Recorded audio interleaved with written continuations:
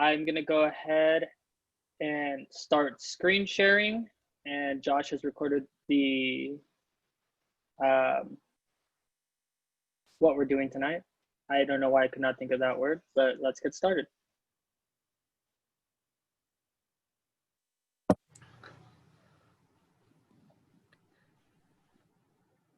All right. So lest any of you get offended, I asked Chris to talk about this. Yes, so today we're going to be talking about how to avoid muscle loss as we age. And I think it's a very relevant topic, one that probably went over my head when I was thinking about what we should talk about and what I want to talk about. And without further ado, let's get started. So today we're going to see a new episode of Desiree's Journey. We're going to touch up on the Strava leaderboards and see how far we've made it this week. Then we're going to get into our presentation. We're going to have a quick moment to move together. We're going to learn some new exercises. We're going to reiterate the importance of SMART goals and introduce how to fill out a SMART goal sheet to make sure we're achieving our goals along this process, because we're 8 weeks in. We want to make sure everybody's seeing the results that they signed up for. Then we're going to go into our family breakout rooms, chit chat a little bit, catch up on a more personal basis.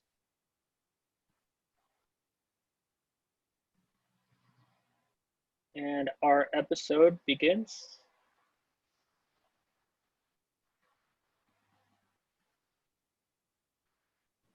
Can't hear.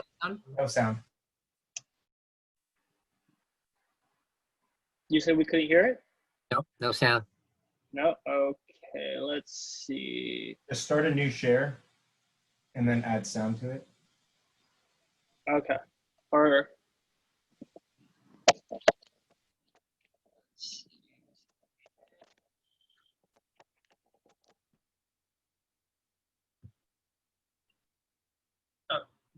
what happened? Nope, not what I was looking for. Well, where did my screen go? There we go. Sorry, everyone.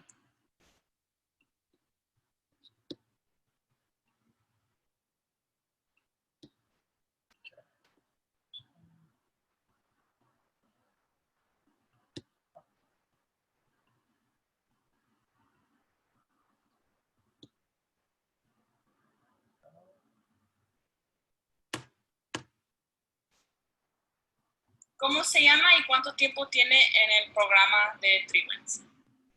Mi nombre es Abigail Quintero y en el programa tengo pues de que empezó el programa de 365 días camino. Ahorita tengo una meta de que quiero bajar 20 libras de aquí a diciembre. Esa es mi meta ahorita. ¿Cómo se ha sentido que el programa le ha beneficiado? Uy, muchísimo, me ha beneficiado, mucho, porque pues con los ejercicios, la información que nos...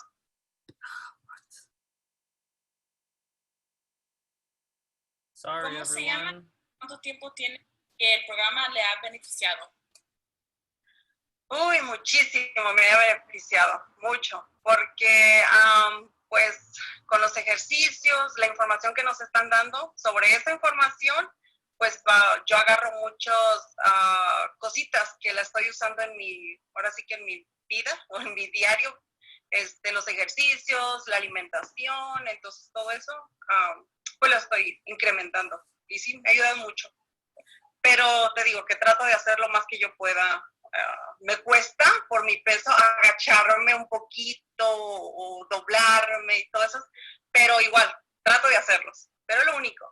Que ha empezado a hacer el ayuno intermitente. ¿Me puede hablar un poquito más de cómo empezó con eso?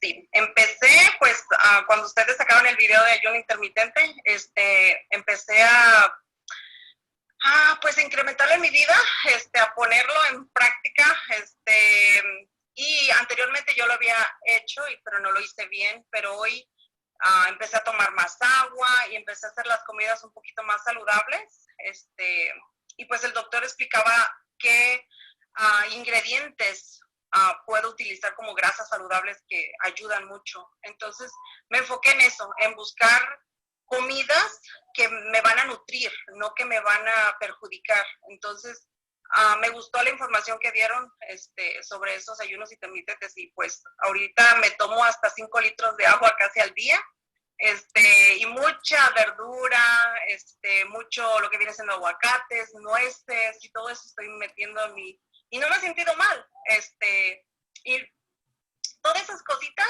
pues hacen que me sea como más activa, como más con energía, y eso es lo que estoy haciendo. ¿Cómo siente que su motivación ha cambiado en comparación al principio de la pandemia y ahora? Pues llegó a frustrarme en el sentido de que yo soy más de ejercicio, de salir al aire libre a caminar y así.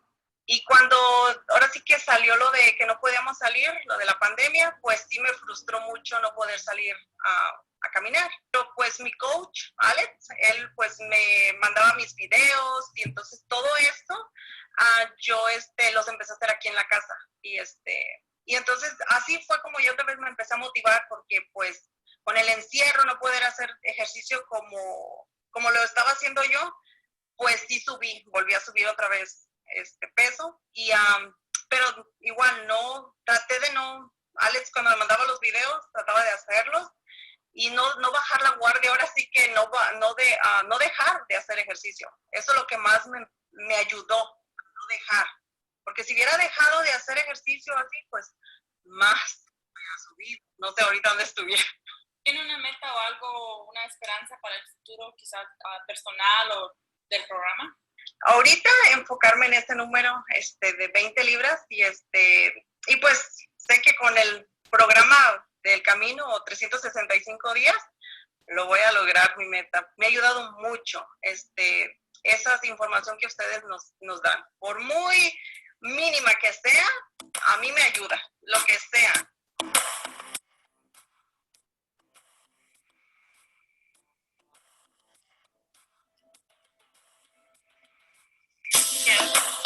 Esta es mi segunda comida del día. Es pechuga, bueno, es pollo asado, frijoles sin nada más machucados y una ensalada. Y esta es mi segunda comida del día. Es como que dice ya mi cena de ayunos intermitentes.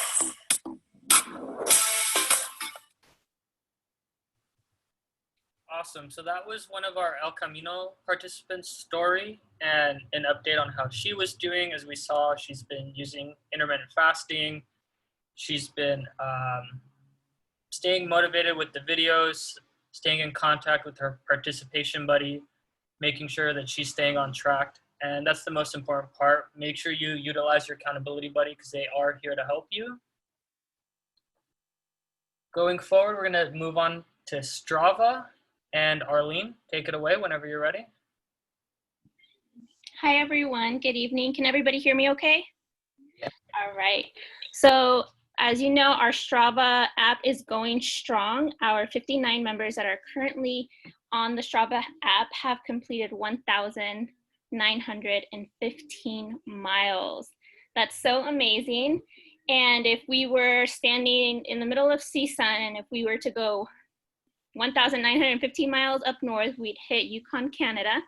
We went east, Cincinnati, Ohio, and south, Tabasco, Mexico. So we're getting closer to a lot of different areas that we would like to visit virtually and obviously in person once this pandemic ends. So just want to say congratulations to everyone who has committed their time and contributed their miles on Strava. And we continue to push putting your activity on Strava. As you know, we have our conversion chart. So if you are not a walker or runner and you still want to contribute your workout, you definitely can. So we are going to start a new, well, it's not new, but when we were in the parks, we would have our challenges. So we're going to bring those challenges back.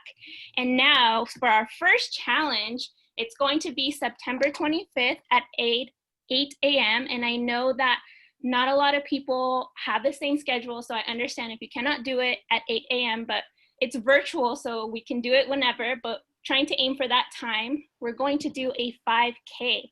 Whether you want to walk, run, skip, tumble, juggle, whatever you want to do that 5K on September 25th. And it would be so cool if we can all do it at 8 a.m. and we'd be all doing it virtually together. So get prepared. You have a little less than 3 weeks to prepare for this 5K. Like I said, if you're not a walker or a runner, now is the time to start getting used to walking and using your feet a different way and your legs a different way. So yes, encourage you all to join us on our first challenge of 365 Journey to Health. Awesome. Thank you, Arlene. That's exciting. I know that 5K is going to be great. Our first challenge this year was a success, and I'm hoping this one is going to be as big of a success. And I think all of us are going to be able to hit that 5K goal very easily. Alrighty, everyone. Moving into our presentation, we're going to talk about how age-related muscle loss occurs. So age-related muscle loss is a term called sarcopenia, and that's used to describe the muscle loss itself. After the age of 30, every 10 years we live after that, we lose approximately 3 to 5% of our muscle mass. And that happens because the body's chemistry begins to shift, and we see an increase in activation of hormones that break down muscle. And we see a lesser production of the hormone that promotes muscle growth. And there's some inherent risks that come with age-related sarcopenia. And a lot of that first risk is the probability of falling increases. And the secondary risk is an increase of fractures because we have the increased probability of falling. And those fractures tend to happen in the hip, the collarbone, the leg, the arm, and the wrists.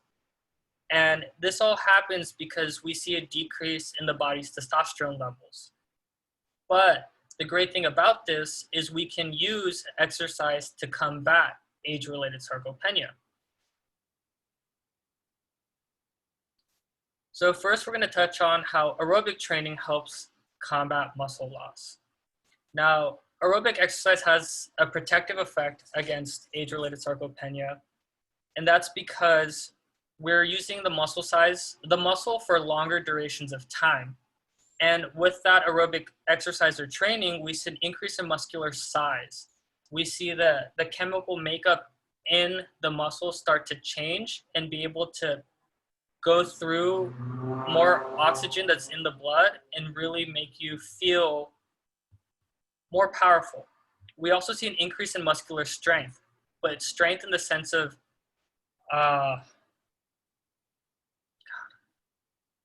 ability to avoid fatigue.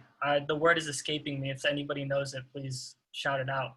But so with aerobic training, we're less likely to be fatigued when we continue that aerobic training. Greater endurance.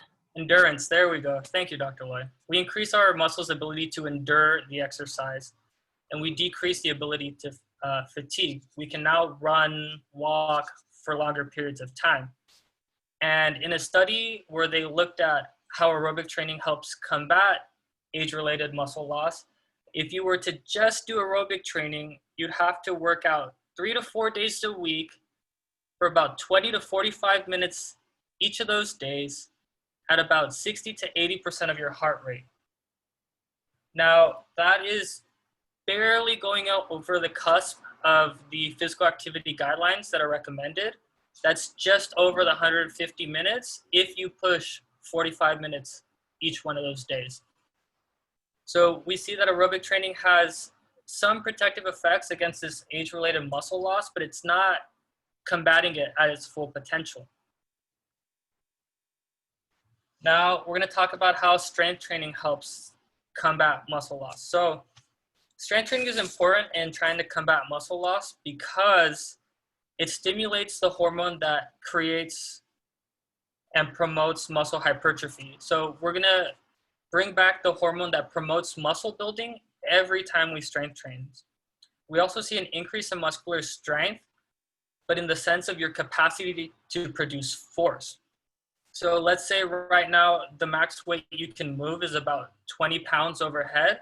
We want to train a percentage of that. If you see down at the screen, it says about 50 to 75% of that 1 rep max that we move. So if I could only move 20 pounds, I'd want to do strength training anywhere in the ballpark between 10 and 13 pounds of weight when I move. And the good thing about moving that weight is eventually it'll become easier to move that weight. So now you can move more weight, and that's how we're increasing our muscular strength. We also see a shift in the hormones. So when we do strength training, the body will naturally inhibit the hormone that promotes muscle breakdown, because the body's initial reaction when we strength train is to rebuild the muscle, because when we strength train, we create these micro damages in the muscle. So the body naturally wants to repair them. And going back to the bottom of the slide, looking at a study that looked at just strength training for combating age-related muscle loss, we want to work out strength-wise 2 to 3 days a week at approximately 50 to 75% of our 1 repetition max. Now, I wish I could give you a time frequency that you should, but the studies I looked at did not provide that. So we want to stick in that same ballpark of the physical activity guidelines, and that'd be about 150 minutes across the 7 days. Now we're going to talk about how you can use both strength training and aerobic exercise to combat sarcopenia. So the studies suggest that no one training modality will help completely alleviate the effects of age-related sarcopenia. So you may be somebody who only likes to lift weights, and you're going to say, you know, I don't want to run, I don't want to walk, I don't want to ride my bike. I'm just going to weight lift and hope combat that. And you're only going to be able to combat a certain portion of it. So you have to include that aerobic activity. And same goes for the individuals who only like aerobic activity. You have to do a little bit of both. We're not asking you to, you know, pick up 400 or 500 pounds. We're just saying move a number that's relative to you and make sure you can move that weight frequently and enough time. So as we touched base in our first slide, we want about 3 to 4 days a week of aerobic activity at about 20 to 45 minutes each one of those days for 60 to 80% of our heart rate. We also want to include strength training in that week 2 to 3 times at about 50 to 75% of our 1 repetition max. So if you're new to our 365 journey, or you've been here for the duration of the 8 weeks, we tailor all of our exercise programs to fit that activity recommendation to combat age-related sarcopenia. We want to make sure that you do your strength training and implement cardio as well. But we also recommend that everybody go out and do their own cardio, because sometimes what we give you may not be enough, or it may not be your preferred way to move. And the great thing about that is so many of you are very active on Strava, and we see the activity you're doing. So again, you have to balance both the aerobic training and the strength training to effectively combat age-related sarcopenia. Because if you do just one, you're only gonna help yourself in one avenue of that feelings of those debilitations that come with age-related sarcopenia.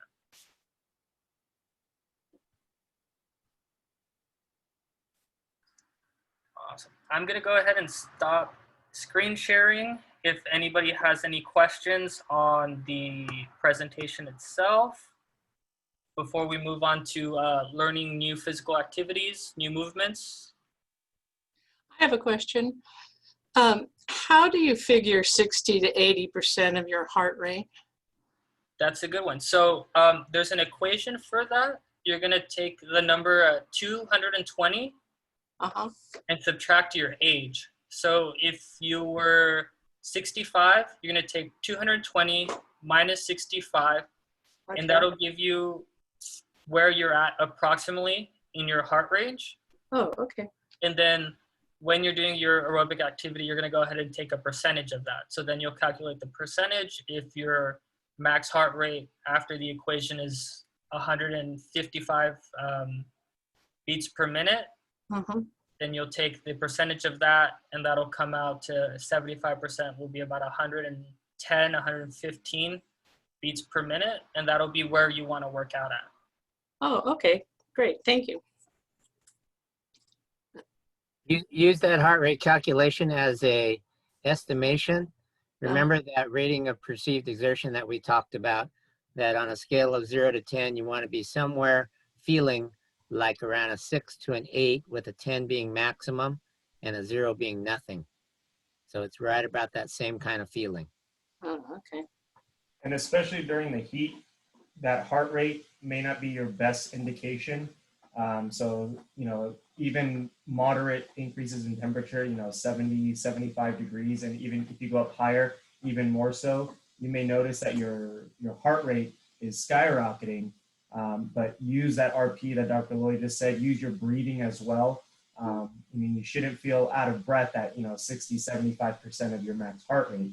That RPE, 5 or 6, you should not be out of breath. So there's another method that you can use to gauge that intensity as well. Oh, okay. Still be able to engage in a conversation, even with yourself.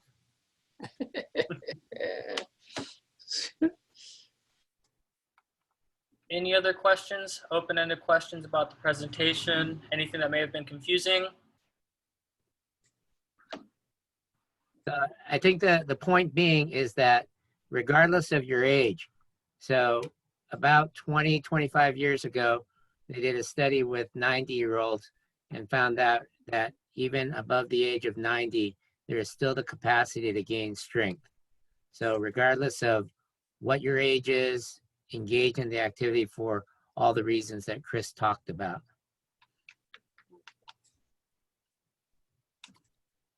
All right, if nobody has any more questions, we're going to move on to learning some new exercises. And I'm going to go ahead and hand it off to Asia. Hi everyone, for those of you who don't know me, I'm Asia, the ED for Prep Family. So for the family members who have difficulty getting on off the floor, this variation is for you. It's going to be the upright row. You are going to need some form of resistance. I'm going to use a loaded backpack. If you have a barbell of some sort, that'll also work. Thumbs up if you can see my feet. Good, okay. So for your stance, you want to be about shoulder width apart, feet planted firmly to the ground. You're going to tuck that tailbone up to your chin. We're going to bend at the knee and grab that object with both hands. We're going to stand up nice and tall here. We're going to raise it, bending at the elbow up to about collarbone height. So here, and then slowly lowering it back down. And a common mistake you might see is people may have their shoulders up to their ears. You don't want to be here with it. So you want to keep that backbone straight, okay, nice and tall, raising it. Slowly keep that object as close to your body as you can, up to your collarbone, and slowly lowering it back down. Here. And I'm going to go ahead and pass the mic to Yesenia for your next variation.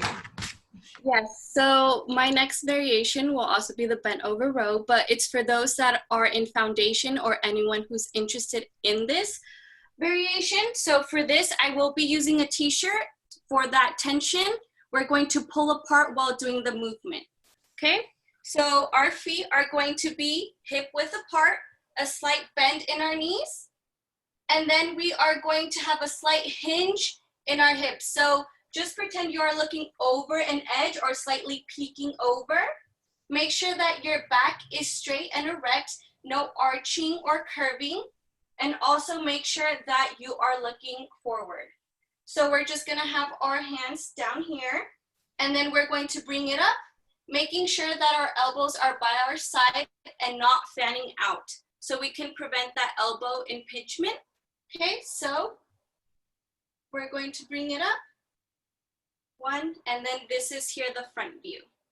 Slight bend in our knees, hinge, and make sure that your elbows are by your side. All right, and I will hand it over to Omar.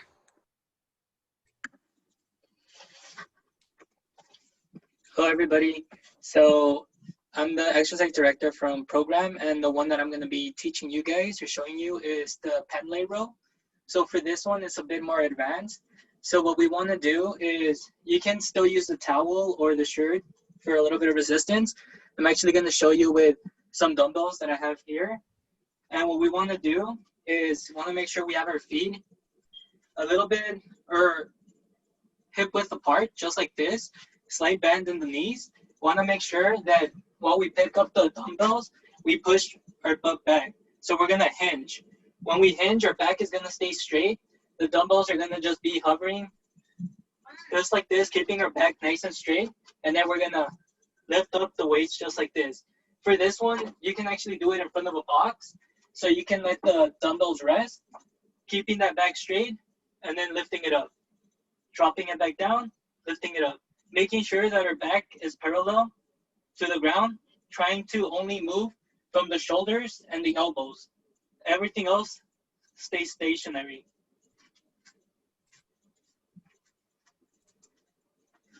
All right, I'm gonna pass it back to Chris. Awesome, thank you, Omar. So the reason we're introducing those movements to everybody is we want to help everybody begin building a strong back. So the variation of those movements can be done by everybody on this call. You don't have to limit yourself if you feel comfortable with the hinge and reaching to that partial hinge or even that full parallel position. The first variation of that movement works more of the delts, and depending on how you decide to grip the weight that you're using or the resistance you're using, if you use a more narrow close grip, you'll be using that front area of the shoulders, the delts.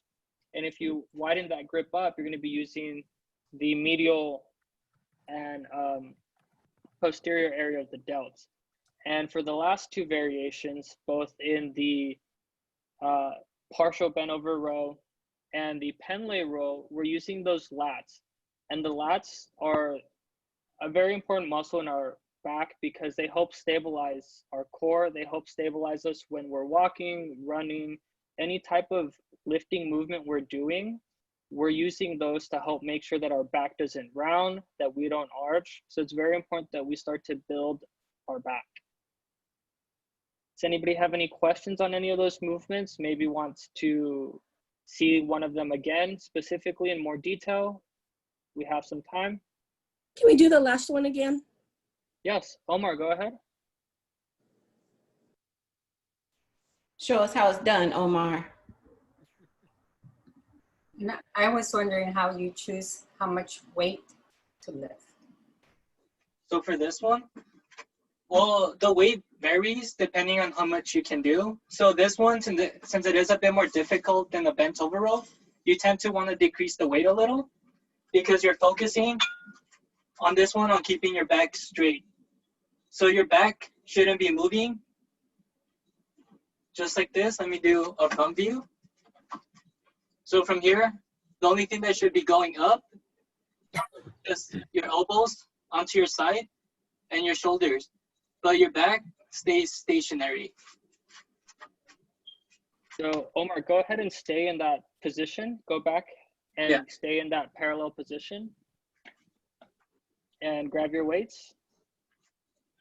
As we see, Omar's back is nice and flat. And as he comes up, bring that weight up. All that movement is coming out of the elbow. So it's very important to make sure when you're doing this variation of the row that the only thing moving is the elbow. You'll have some slight movement in the shoulders, but that movement's going to come out of the elbow.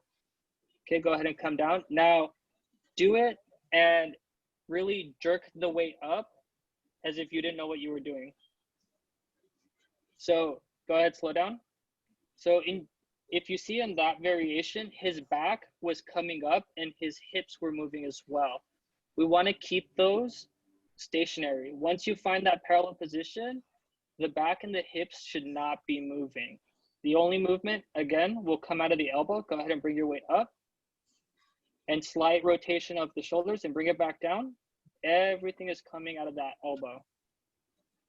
Thank you, Omar. So our suggestion on that is go ahead and use a broomstick or no weight at all in the beginning. Get the form correct. That's the whole 365 days we have here. Get to the basics, get the form correct.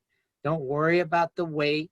And then when you start to add the weight, just add the weight very, very gradually. There's no rush, and you don't have to lift a heavy, heavy weight. But eventually, your goal would be to get to somewhere around 8 to 10 repetitions that is somewhat challenging for you.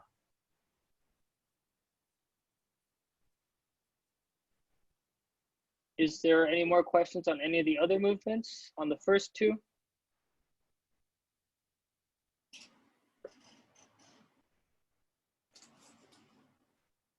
It doesn't seem to be, so alrighty, we're gonna go ahead and start to break out into our family rooms so we can begin our one-on-one conversations and touch base on how our weeks have been. So, got a head start this time. I'm only missing 6 people. Asia, Gabriella, Gary, Giselle, and Jessica. If you all can add your family names to your name. Chris, I had a question. My bad. When we break out into the breakout rooms, do you want us to discuss the SMART goals in there? Because I know we're running short on time. Ooh, you're so right. I completely forgot about that. I will give you your 5 minutes. Let me share my screen, or go ahead and share your screen. How do I do that? The bottom of the toolbar, there'll be a little green arrow. Okay, let's see. Can you see it? Yeah. Okay. Yeah. So today we're gonna discuss SMART goals. And before we begin, how many of us have heard the quote or the saying? You can take a break right now. Oh, how many of us have heard the quote or the saying, a goal without a plan is just a dream? So what we're gonna do is we're gonna try to structure our goal so we're able to plan it out, so then this way we can succeed. So SMART goals is just, SMART is just an acronym that stands for specific, measurable, achievable, relevant, and timely. So first, when we begin, we want to make sure that we put our name, we put today's date, we put the target date. So when we think we're gonna complete the plan, and then we want to put the start date. So this is when we think we're gonna begin. And the first goal is gonna be kind of general. So we're just gonna put what we want to do. So for me, it's gonna be body recomposition, lose weight, gain muscle, and then increase my push-ups. For others, it might be lose weight, increase plank time, or run a mile. And then when we go down to specific, let me scroll down a little bit. There you go. Specific, what exactly will you accomplish? Right here, we want to get a little bit more detailed. So the more detailed we get, the better or the easier it's going to be to fill out all the other sections of the SMART goals. This is why I consider this one to be very important. So for me, I want to gain 8 pounds of muscle, lose 10 pounds of fat. So for me, I want to lower my BMI to 18%. My current weight is 161, and currently I'm at 23 body mass index. My goal is 160 pounds, so I want to maintain my weight, but I want to drop my body fat to 18%. And then for push-ups, to be a little more specific, I want to be able to do 50 push-ups. For somebody who's probably trying to lose weight, an example would be drop 20 pounds. Measurable. So measurable is how will you know when you have reached this goal? Measurable is also the way we keep progress. So this is how you're going to check your progress throughout the year. So for me, I will take a progress picture to see my physique changes. I will track my weight, use a tape measurement to see whether I have lost or gained inches on my waist, my hips, my thighs, etc. So for the weight, when I check my weight, I'm just going to track it. I'm going to write it down, making sure that every single time when I have to check it on the 15th, I know where I'm at. And for my push-ups, I'm just going to track down how many I can do in a single go every single time. And for somebody who's trying to lose weight, they can just check the weight scale, probably check how much they weigh. And then the next one is going to be achievable. So is this one achievable? I also like to think of it as attainable. So is achieving this goal realistic with effort and commitment? So for me, what I had put is, I could achieve this goal because I'm just dropping 5%, which is still attainable. I'm currently tracking my calories. I have been tracking my weight and my measurements. I have equipment at home to avoid missing a workout. And then for my push-ups, I've just been keeping track of my push-ups, and all I have to do is body weight for those. So for somebody else who's trying to lose maybe 20 pounds, if you need to become more active, failure to become more active probably won't make you achieve it. So that would make it unattainable. But as long as you become more active, it's still attainable and relevant. So why this goal is significant to your life, or why is it realistic? For me, since I'm coming back from an injury, from breaking my hand, I did lose a lot of strength, and I did lose the ability to do 50 push-ups. So right now I can only do 12. So my goal is just to kind of reach my fitness level at where I was at before the injury. And for me, I feel that's realistic because I was there before, and it fits throughout the time. Since we do have a whole year, well, now 10 months, it still kind of fits in there. So for this one, you also want to make sure that you have the time management. So make sure that it fits within your time. And if you're trying to lose weight, maybe it's relevant to you because you're overweight.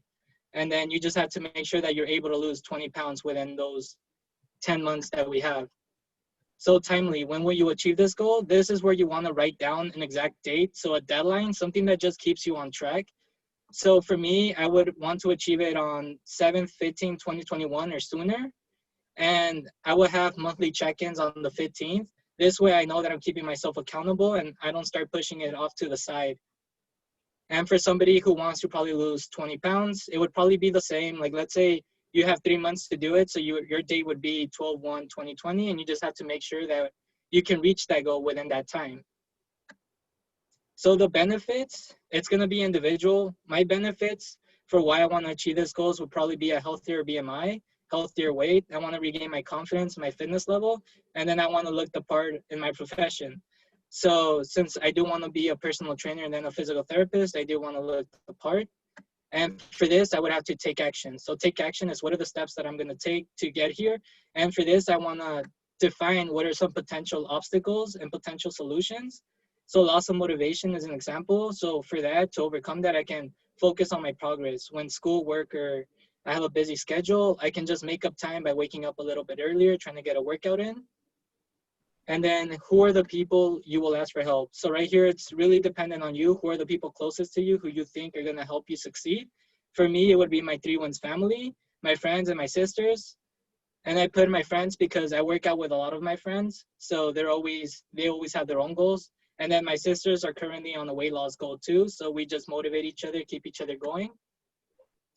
And then for specific action steps, what steps need to be taken to reach your goal? For this one, this is where you want to put little steps in between along the way, so you know what you need to do.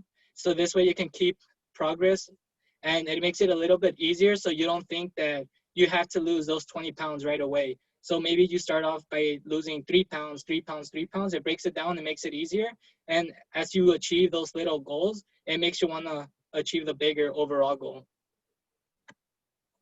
Okay, so if you guys have any questions. I'm just going to clarify, go back up to the top of the page, Omar. Mm-hmm.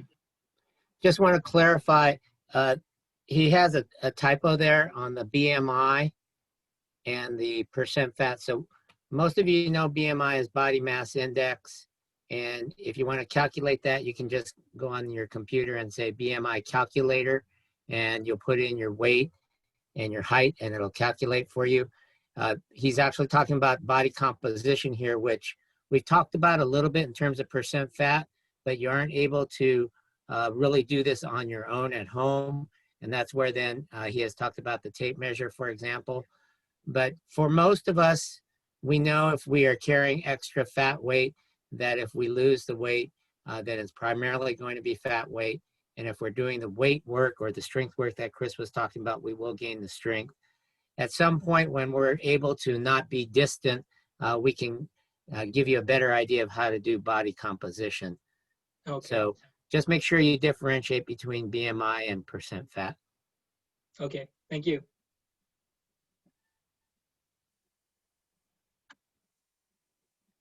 You all should be striving for a BMI of less than 25. So you can, again, do the BMI calculator. 25 is considered the beginnings of obesity. So obviously, if you're 30, you're past the beginning. So use that as a gauge, and then you can do a calculation and you can see where your numbers would want to be in terms of weight loss.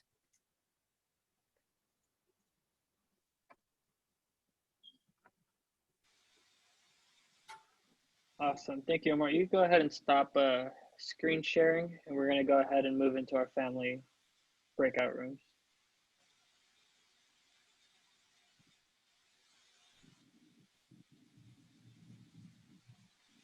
There you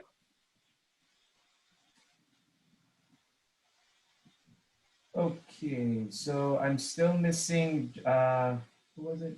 Gary's in prep. No, Jessica Wargui. Jauregui.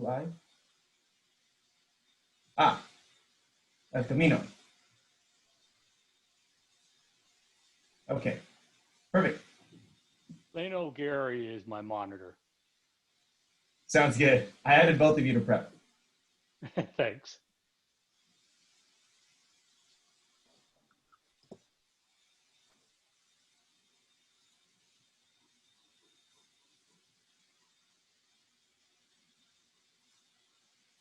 I'm gonna get going here while everyone comes in. If you see some new faces, these are our new staff from Dr. Loy's Kin 200